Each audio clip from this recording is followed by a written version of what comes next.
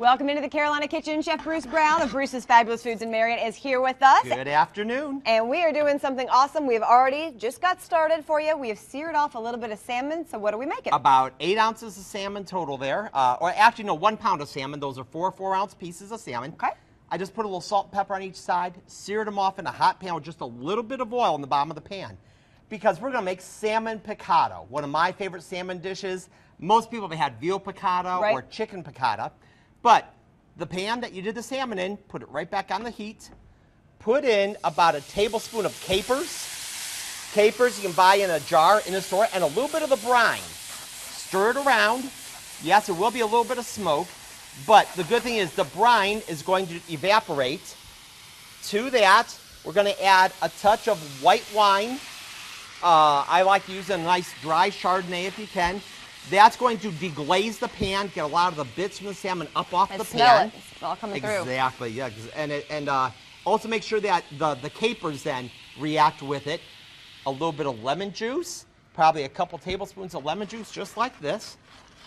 And then make sure to get that all up to heat. Then the easiest thing to do is I have little pats of butter. Real butter. Do not substitute. Don't use margarine. Don't use anything, you know, like high in water, or I believe it's not butter or anything like that. Use real butter, salted or unsalted. Okay. And all you have to do is just get some butter in there. Now that right there is probably about 3 tablespoons total. Get the butter melted into the wine and the lemon juice. It's going to make a thin little butter sauce. As soon as it starts to thicken, all you have to do is just pour it right over top of the salmon, and this is your piccata sauce. This is fast. This whole meal, searing off the salmon, I mean, you can do this entire meal in like 15 minutes. I mean, it doesn't take a whole lot of prep, you know, because like I said, the capers are out of a jar, the little bit of wine, the little bit of lemon juice, the butter should be right out of the fridge.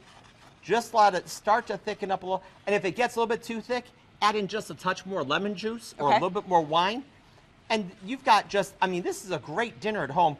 Great preparation for salmon. I like to make sure that I get some of the capers right on top of each piece, just like this. And explain to folks what capers taste like if they've never had them before. Capers are like a very mild, lightly salted onion. If you get too much of the brine, which I've actually done before, if you get too much of the brine, it will come out quite salty.